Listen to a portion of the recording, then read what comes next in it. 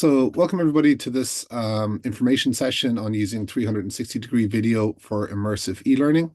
My name is Jeremiah Splan. I'm a technical officer in the Department of Technology Enhanced Learning. So I'm going to be delivering most of this session.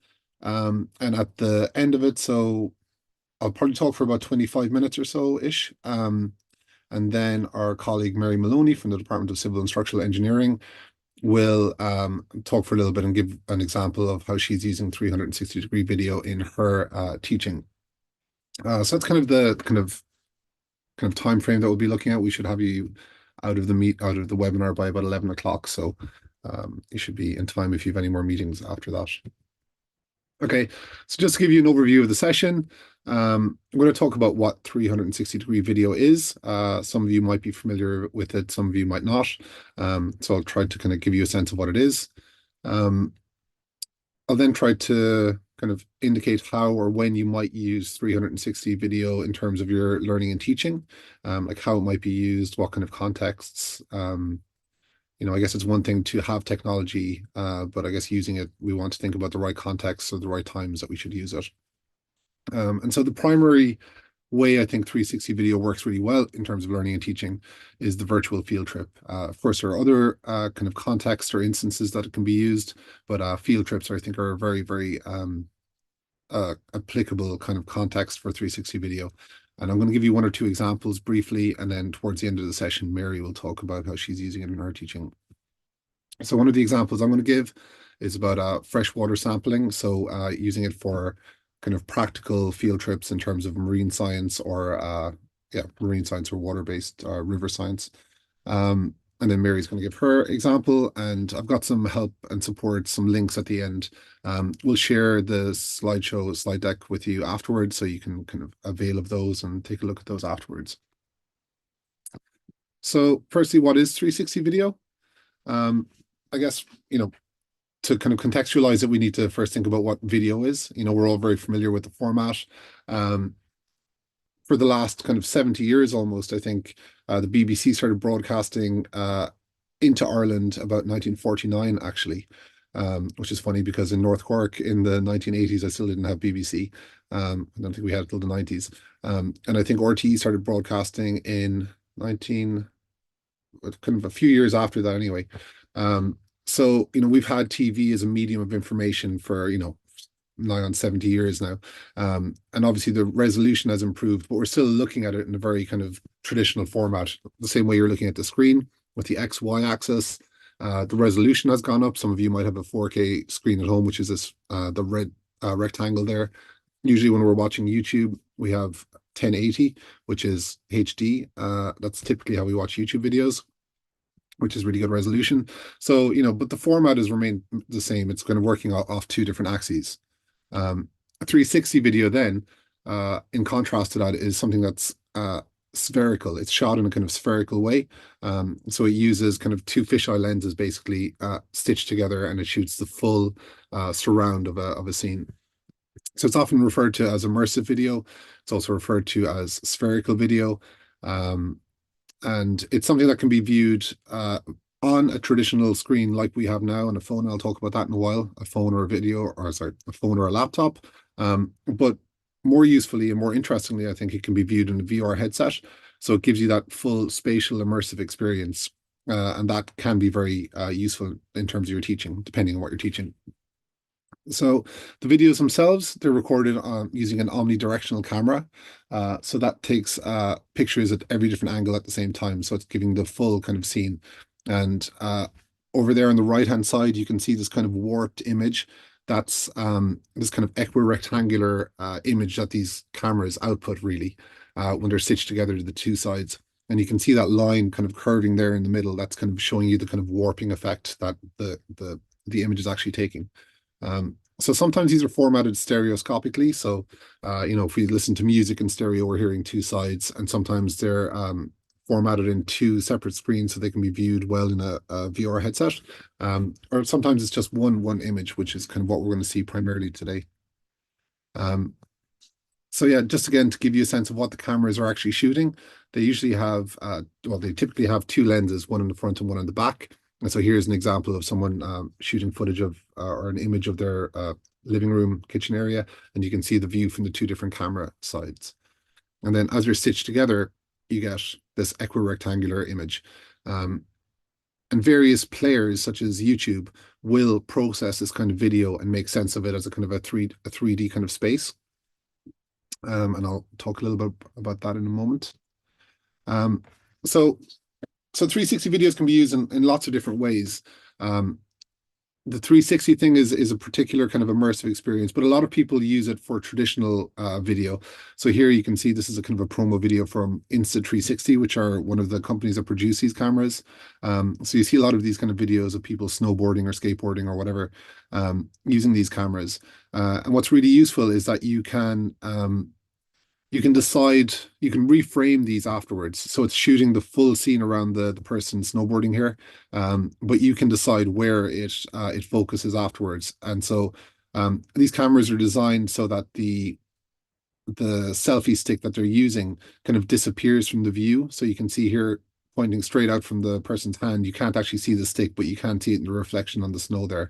So if I play this, you can see this is being formatted for a phone, and that yellow dot is how the person has reframed it in post-production. So they've gone into an app and they've decided, I want the view to now move over to my friend who's snowboarding next to me.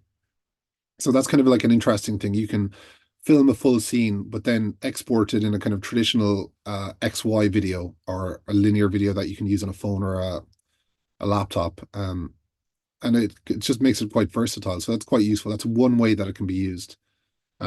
So the other way is using it as a full 360 video where you can look at an entire scene. And the different modes of delivery can include devices like your phone, your laptop, or a VR headset. So in an ideal world, the best or the optimal experience is in the VR headset. And up in the top right here, we can see this Meta Quest headset from Facebook or Meta. And that does give you a really, really interesting immersive experience. But this kind of technology has become more and more accessible over the last few years. So like thinking back maybe 10 or 12 years, people were making 360 videos, but they were doing it by making a housing where they could stick lots and lots of different cameras into it. And then afterwards, it would be quite a meticulous post-production process where you had to stitch all the videos together. But now we have affordable cameras that will do this. The software will do the stitching for you. And then common players like YouTube or YouTube VR will allow us to view these in that kind of format. And I'll show you this in a while to kind of give you a sense of it. So up here on the top left, you can actually see on the laptop here, there's a little circle with a couple of arrows. So that tells you if you're in a YouTube video that you're looking at a 360 video, and that means that you can click on the screen and navigate around yourself. On the phone, it will actually use the accelerometers in your phone, and you can actually take your phone and kind of move it around the screen, or sorry, move it around the space, and you'll be looking into that space from different angles. And I think this is really interesting in contrast to the traditional video that we're normally using. Like traditional video, the viewer is really at the behest of the creator or the director. You're really steering the focus of the viewer. Whereas using the 360 video, in this instance here, we have our colleague Mary. She's talking to the camera, but the student using the headset or the laptop can actually navigate around the screen and kind of look at it and kind of contextualize it for themselves. And I think that's a bit more, it's closer to like a real learning experience. So if you think of a number of students in a classroom, if you're talking to them, they're often looking around the room or looking at items in the room. If you're in a lab, they're often looking at the different things to kind of contextualize things. So I think it gives them a bit more agency rather than a traditional video where the focus has really been prescribed for them. So also just want to contextualize 360 video vis-a-vis virtual reality. So a lot of people talk about virtual reality as a big trend in educational technologies, and it is, and it's an amazing tool. But the problem with VR is that, typically it's computer generated, and this is much more labor intensive and costly. So if you wanted to make a VR learning experience, you need to have a developer who's got those technical skills. You're going to spend a lot of time producing. And then, of course, you do really need the VR headsets to kind of experience properly. But 360 video is really interesting because it's got a much lower technical barrier to produce it. You can do it with you know, technology that you can kind of buy easily. The software is quite user friendly. They want a kind of a mass adoption of this, so it's made with a low kind of technical barrier or a technical entry level. Um, so I guess today in this information session, I'm kind of advocating for you to consider this and to give it a go. And if you are interested in VR down the road, this is probably a good way of starting in that on that kind of trajectory and to see how you can use it for your learning and teaching. Um, so obviously VR headsets are somewhat expensive. They cost maybe 500 euros, I think, for the Meta Quest one here we see in the top right. But when VR and other kind of similar immersive technology started to come out, Google released this thing called Google Cardboard. So you can see that on the screen there. This is a Guardian article from 2015 talking about how the tech giant is bringing virtual reality to the masses using a simple device made out of cardboard. And so basically it's just you can make these yourself, or you can see my screen here. This is just a little cardboard fold out. Um, and kind of going back to what I was saying a while ago, you can see there's a little kind of headset that you can put on. Just made out of cardboard, and the only kind of thing you would need to probably purchase, you can buy these as a kind of a standalone item. They cost about 10 euros, I think. Or you can buy the lenses and make your own. The lenses cost maybe 2 euros, I think.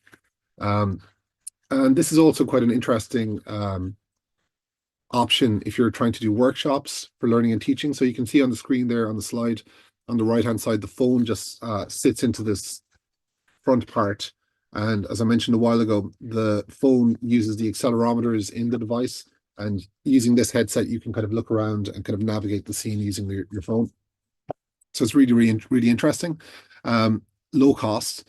And if you were, for example, trying to run a workshop with maybe 10 students, it would be quite affordable to either make 10 of these or purchase 10 of these and use technology that the students have themselves, their phones, accessing a 360 video via YouTube and kind of getting that immersive experience.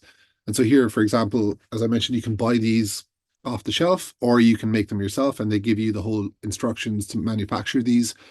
So that's a really kind of interesting kind of learning experience or kind of workshop idea that you could do with students. You could film a location and then have the students build their own headset and then kind of experience that immersive experience just using their own phone in this kind of cardboard headset. So that's quite an interesting kind of format.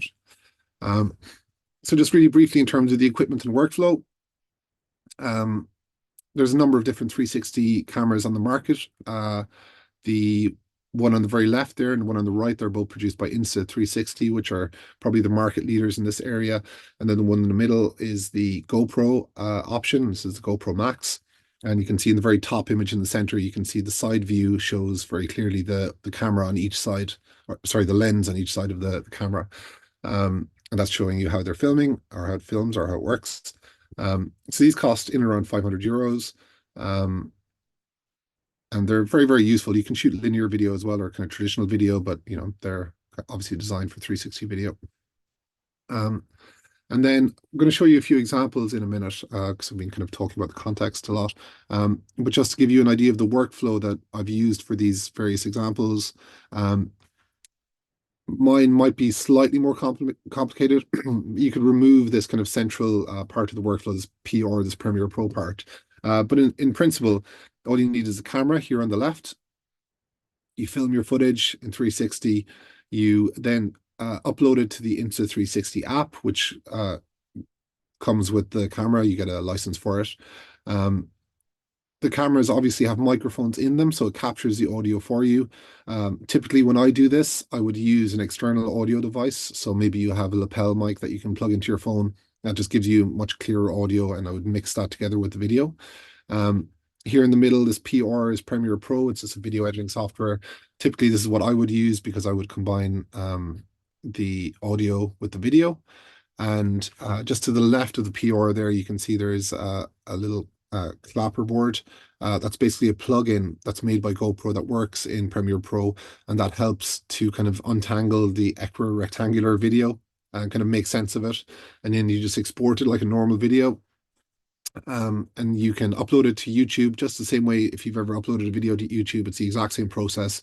YouTube processes it and recognizes that it's a 360 video and formats it in the tool itself. So um, it's quite a fairly low technical barrier. I think this is, if you've done this once, you can do it repeatedly. It's something that you can learn quite quickly. Um, and from the YouTube point, if you wanted to view it in a VR headset, you can go into like a headset like the MetaQuest and just open YouTube VR and find the video in there. Or similarly, on the very top there, you can just ask a student or whoever is the user to open the YouTube video on their phone, put it into the headset, and then they can access it. So that's just kind of an idea of the workflow that I would be using. So next, just kind of think briefly about how you might employ 360 video in your teaching, like when or where would you decide to do something like this? So just for example here, this is really just about accessibility and field trips. And this is kind of one of the things that got me thinking about 360 video. It was about accessibility and access. So there are a number of reasons why students can't access a site. They might be, geographical. Maybe you've got a location that you visited that you want to show your students, but you can't bring them all there because it's too expensive. That's one reason you might do it. Maybe there are health and safety reasons. Maybe it's not a safe location to bring them, but you want to show them the site. That would be another option. And the other one is accessibility in terms of disability. So some locations just might not be accessible to students with a disability, and this is a good way to kind of make it accessible to them. And there's actually quite a lot of literature. So this is kind of mainly from geography and kind of natural sciences, just talking about how fieldwork excludes certain students or certain researchers, who might have disabilities. And that's kind of one of the things that got me thinking about this. And so in some of these articles, they talk about, why fieldwork is important. And, across higher education in Ireland, there are so many courses where fieldwork is either a component or in some cases an actual requirement of passing the course. So if you're doing like a field-based natural science subject, you might have to go on location, do some, data gathering and return to, the lab to, examine it. But in thinking about 360 video and kind of immersive experiences, I was looking at these kind of reasons why people undertake field work to see, how much of this could be replicated in a VR headset. And actually, sorry, I'm just going to jump forward a little bit. A previous project that I did with this is kind of one of the reasons that got me thinking about it, was with my colleague there on the right-hand side, a former colleague in a former job I had, Sheena Fennell. She was working on the marine science degree in University of Galway, and they realized that there were no students with disabilities taking their course. And they kind of speculated that the reason that there were no students with disabilities is because they were self-selecting out of the course, because there were requirements where students would have to go out on a research vessel. And if you were, for example, a student who was in a wheelchair, you couldn't go on the research vessel because the doors, they don't go down to the ground. They're kind of curved like this and they're raised from the ground, I guess, to stop water flowing in. So the vessel itself is completely inaccessible to someone with someone in a wheelchair. So, but to do the marine science course, you have to undertake that fieldwork component. So, as an alternative option, Sheena found Lochrie Access for All. So you can see that building behind them. It's an accessible boat trip that you can do on the Shannon and Lochrie. And they decided to start teaching the field kind of freshwater sampling techniques on this boat for people in wheelchairs, basically. And thinking about that as an alternative to the kind of larger marine vessel, research vessel that you'd have to go out to sea in. And so kind of jumping back here to the reasons for undertaking research, these are like the reasons that we, as educators, we would bring students on a field trip. We'd want to develop their observational skills. So in terms of like a checkbox, you can do that using 360 video and a headset. They can observe the area around them. Allows the students to visit places that they would not normally experience. Okay, it's a virtual version of that, but they can experience and visit these places virtually using the headset. It facilitates experiential learning through focus on the real world. So real world examples or models. So you're taking 360 video of a site, that does give them that experience. So it kind of checks that box as well. Encourage students to take responsibility for their own learning. So if you make a 360 video with a number of scenes that are relevant for the learning experience, I think the student can really experience them in the headset. And so like most of these things here I would argue can be kind of checked off using a 360 video and a headset. It'll give the students as close to the real experience as they're going to get, really, I think. And so that's why I think it's a really practical format for using video in terms of fieldwork. So I guess kind of pushing it back to you then, there are probably a couple of different considerations that you have, maybe in terms of your own discipline and your own topic, there might be some ways you can think of that your teaching could benefit from 360 video. Maybe you're teaching a spatial topic. Maybe there are specific spaces that you want the students to learn in. Maybe the students could benefit from an immersive experience. And so these are some things that you might start thinking about. And so just to give you another example, this one isn't necessarily about disability or accessibility, but this is a small space in the university. This is a plant science lab. And in this instance, this is something that the first year undergraduates might be thinking about, but there's a very, very large cohort of first year undergraduates in this course. And obviously you can't squeeze them into this small space. So I'm going to just move this over here really quickly. I'm going to show you. Start sharing again.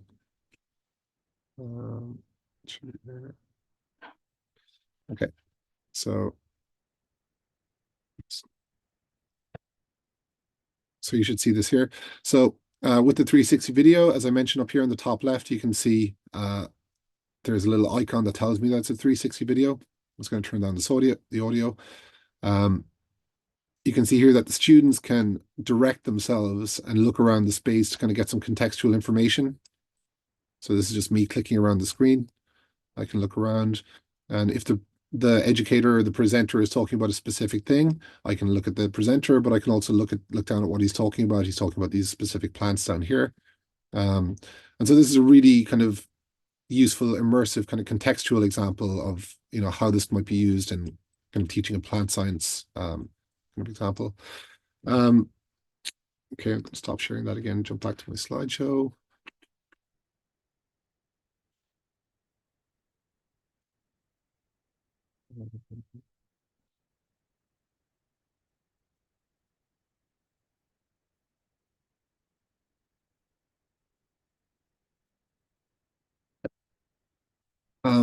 And so actually one of the reasons that I kind of got into this idea is that you can actually bring the student into the learning experience. So these are just two learning methods that I've used in the past myself. First one, if anyone's ever used this, is the Michel Thomas method for teaching French. And this is basically an audio course, a French course, where on the audio recording, there are two students in person with Michel Thomas, and you are this kind of asynchronous third student. And he will say something, the students will repeat it back, and then you would pause the audio and you would repeat it back. So you're kind of asynchronously joining the class. Similarly, on the right-hand side, this is Jamie Abersalt. He's a music educator, and he's got a series of recordings where you have a band minus a soloist, and then you would play along with the recording kind of asynchronously. You're not in the room with the band, but the recording is playing back, and you can join in because that part has been extracted from the audio recording. And in the same way, I think 360 video can be used as this kind of shared learning experience, and that's what we've tried to do with this video with Sheena Fennell here that I mentioned a while ago. So I'm going to just try and show you that really quickly, and then I'm going to pass over to Mary. So let's see here. So this is the video with this is the video with Sheena. So here you can see they're on the Shannon. Kind of referring back to those two examples I just gave you as the kind of asynchronous additional student. Here they're kind of doing some water sampling. I can look around the space with the other students. Well, there's me, but here's someone else who might be a student. So you can kind of get that kind of contextual information. You're there, the educator is talking to this person, showing them the process. And you can get a context of the whole space. You can see the whole scene. As opposed to just a kind of a linear straight video where you have to look kind of directly at the person or whatever is being prescribed by the creator or the director. So there are just two examples. Just in the interest of time, I'm going to hand over to Mary if she's here. Yes, I'm here. I can't share my video. Can you hear me, Jeremiah? Yeah, I can hear you. Um, So do you want me to share something for you? you can't. You need to allow me to share my video. I think I added you for the call. Yeah, it's something in the Zoom settings, I think. Are you 0018-491? Yeah. Okay. So you should be able to share now. Yeah, brilliant. Excellent. Perfect. Okay, thanks a million, Jeremiah. I suppose what I'm going to do is I'm going to quickly run through why I started. Can you see my screen now? Can you see my screen? Might just take a second. Here we go. Okay. Yeah. Yeah, brilliant. Okay, thanks a million, Jeremiah. I'm going to very quickly run through my journey on virtual site visits. And mine started back in 2020. I suppose, as Jeremiah said, I'm a lecturer in civil engineering, and it's one of the requirements of Engineers Ireland from a professional accreditation perspective that students go on industry visits. So, you know, this is us in Cork inside in the student accommodation, always bringing students on site visits and kind of illustrating to them the engineering aspects of their profession. But then, of course, in that fateful Thursday in March 2020, when we were all locked out and told we couldn't take our students on site visits, I quickly had to think about how was I going to do this. So the transition team and Maurice's team put out a call for funding, and I applied to get a camera, and that I would then go to the site. So I got inducted on the Macroom bypass, which was absolutely a fantastic experience. And I started to, I suppose, record the different structures and then bring those back into the classroom, the online classroom, as PowerPoint slides. I did start to do some interviews. If any of you are from Macroom, this is the Mill Street exit, and this was it in the very raw state in 2020. So this was a former student of ours, and I was interviewing him on his task out there. And then I moved on, and the Crow's Nest was another great example where these were all ex-MTU students that had been students of ours, but the regulations at this stage had become even more onerous, and there was no way they would allow me. I wasn't permitted to actually enter the building because of COVID regulations. So they provided me with photographic footage, with drone footage, and then I went home and did Zoom interviews with each of them, and then shared all this with our students, because again, to try and really enhance the first year experience of talking and hearing from students that would have been from MTU. And of course, another part that I've always used these site visits for was project-based learning. So how was I going to do this now, again, because of COVID? So I lecture in Nanonagel in the School of Architecture, and I was lucky I had some old construction photographs. And then with all of my photographic gear, I went in, I was permitted to go in and photograph the centre. And I was able to then knit together a PowerPoint story of how this building was built. So I used that for a number of different assignments, project management assignments, health and safety assignments, and for the students themselves in Nanonagel to understand the structure behind the building that they actually attend. So rolling it on then, I partnered up with the TEL, and I went for a funding call for the reusable learning resources, and I was partnered with Jeremiah as my mentor, and Jeremiah then shared with me his knowledge of 360 and how could I bring the virtual site visit to the next stage. So I'm going to bring you through a little bit of what I've been doing there since October, since I got my camera. So took the first years to the O'Flynn Lakeview development down in Middleton in October of this year. And I suppose this is the really magic part of the virtual visit. Sorry, now I've got my camera. So this is us inside just inside the timber framed house. But what I was able to do then was bring the video or the image of that room back into my computer. And I just recorded a very kind of a simple vision or shared what it was like. And again, this would have been very difficult to do without this Insta camera. But then, like, I suppose here I am down here with my phone.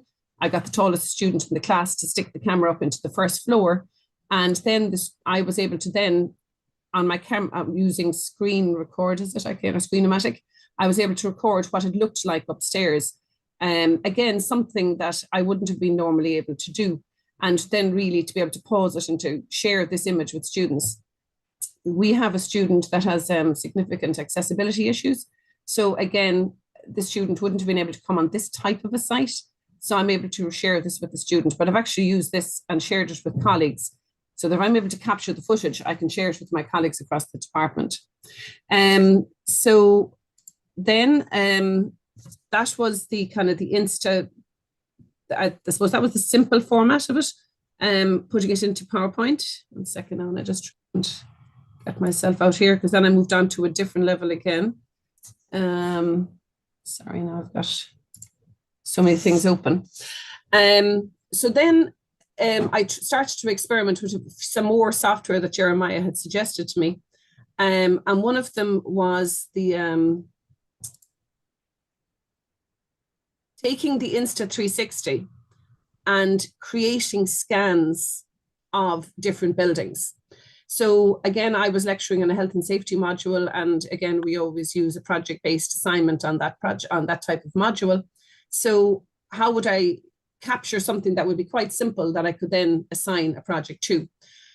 So what we did here is I took loads of scans, and then using the Matterport software, it knits it together as a virtual visit. So if any of you have been buying, now it was quite a difficult one for the software to actually integrate, and there's a lot of very repetitious type of structure, so it mightn't have been the best example to use. But you can see here, students have access to this model. They have access to it on Canvas.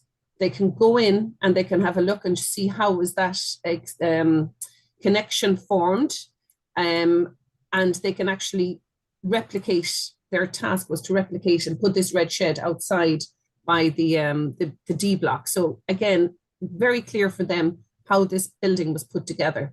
We also gave them the 2D drawings and we gave them some 2D photographs, but certainly the Matterport image was their preferred option. And again, it really, you can do this with a lot of different buildings. I've done it with some kind of simple ones. So that was that. And then what I did was I said, right, I'm going to now. Sorry to interrupt, just to point out there in the very bottom right of the screen, you can see the 3 icons. In the middle there is view and viewer. So yes, they have 2 options. They can use their laptop or phone and click around the screen, or if they have like Google Cardboard or a headset, they can use that there. So it's just wanted to note that. And then I was able to, one second now, and I move this tab. And then what I did was I said, right, I've got the Matterport model, but now I want to talk the students through the Matterport model. So what I did was I actually knitted that plus some other photographs that I took, and I generated this virtual visit of the Marina Park, which I suppose is going to be the entrance to that part of the Docklands down beside Páirc Uí Chaoimh. So in this YouTube video, I'm talking the students through using photographs that I took down in Páirc Uí Chaoimh and around the red shed, if I call it, or the central hall. This is loading here now. My internet is struggling a little bit. So I illustrate and I talk through the Marina Park, what it's going to be, what are the future developments of Cork Docklands, and then I go back to the red shed and I share with them the Matterport model and about the task that they have to do. So then to bring it to another level, I am just back from Rotterdam, or from Amsterdam, where we brought students on a site visit to around Amsterdam, but also around Rotterdam port itself. And I suppose just to show you, I just literally now just plugged in the SD card into my computer here. So again, this is an Insta360 video that I would have shot. We went on a boat journey around Rotterdam port. So this kind of shows what you can do. You can zoom in. I might knit these together, or I might actually record them on Screen-O-Matic. This actually is an incredible find that we got when we were at Rotterdam Port. This is actually one of these vessels that is a one-stop shop for how to actually, for their installing of wind turbines at sea. For some reason, the video isn't playing. I'd say it's probably too much. There's probably too much going on my computer. I'll try it again. Cancel. Okay. But anyway, this is actually a short video of what is there. I just want to show you as well. So from an accessibility point of view, I'm now going to be able to put together the story of what happens in Rotterdam Port, Europe's largest port, or the largest port in this part of the Western world. In the background here are all of the tops that go on top of the monopiles for the wind turbines. So there was some incredible stuff that we witnessed in Rotterdam Port. You can also do a room scan, if this will allow me. So this is actually, we went to the Canal Museum. Sorry, now my computer is struggling with, we went to the Canal Museum. So you can have too many things open. I'll go down further. It's actually useful to see this. So for those viewing there, the app that Mary was using there is the Insta360 app that comes with the camera. So that allows you to edit or reframe or stitch the images or the video together. Yeah, here we go. So this is, you can see the stand there. This is a lovely little collapsible stick. It kind of fits in the pocket of my jacket. And you can see the stick. So this is a room from the Canal Museum. And I'll see now, can I go into this one? No. My computer is struggling. So I can now decide what I want to do with this image, and I can share a story. I took some more scans inside in this room. And I suppose where I'm going to next with this, sorry, no, it helps if I stop sharing. Where I'm going to next is I have been given permission to go into, we took students on a site visit to the Learning Resource Centre next door, the new building that we have that's going up beside us. So my plan here is again to, I suppose, record the story of this new Learning Resource Centre.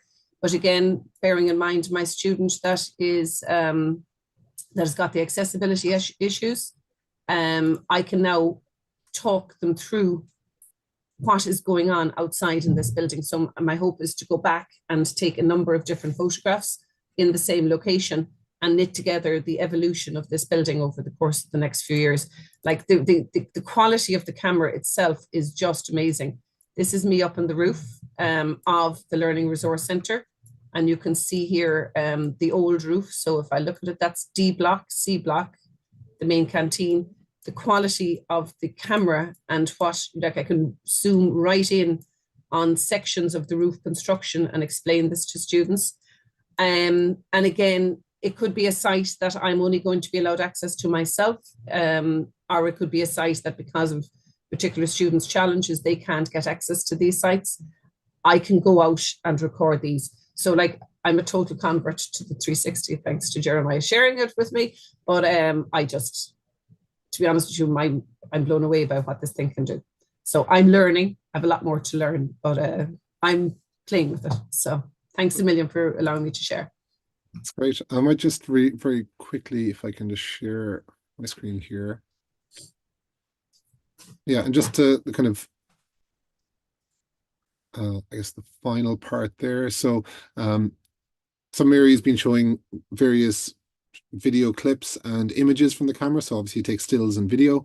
But this is an example of something, you can see my screen here. Yeah, I was like, can you, yeah. So this is something that we shot recently down at the Porky Queeve Grounds.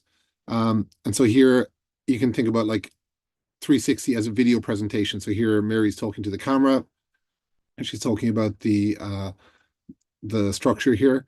But the affordance of the camera means that the student can look around the whole space, you know, and still listen to, you know, the educator, the speaker talking. And the educator themselves can also change the focus. So here, like Mary walks over and talks about this part of the scene. So you've got this full kind of 360 educational experience rather than, you know, that square straight on linear video. And so we've stitched a number of different little clips together. So here's Mary talking about the red shed itself, talking about the structure. And again, the students using their screen, can look around the structure and focus in on particular parts, or if they had the headset, and hopefully some of you can try this at some stage, they would be able to look up and down and use their head to navigate the scene, actually, for all intents and purposes. So that's kind of like, I guess, the affordances of 360 video. I want to make sure that everyone gets out at 11. So maybe we'll kind of wrap up there. Hopefully that's been helpful. And I guess like the idea of today's session was just that it was kind of an introductory session, just to give you an overview of 360 video. And it's really great to have Mary here to kind of talk about how she's used it in her learning and teaching. So that's very, very useful. I'll share the slides. There are some more examples in the slides at the very end, and I'll put these links in there as well for you. And if you are interested in using this in terms of your own teaching or practice, or would like to know more about how you might be able to use it, you can get in touch with us and tell, and I'll have those details at the end of the slide deck as well. So hopefully that's helpful. Thanks very much, everybody, for attending, and you should be able to make your whatever next 11 o'clock appointment or meeting on time. So thanks, everybody.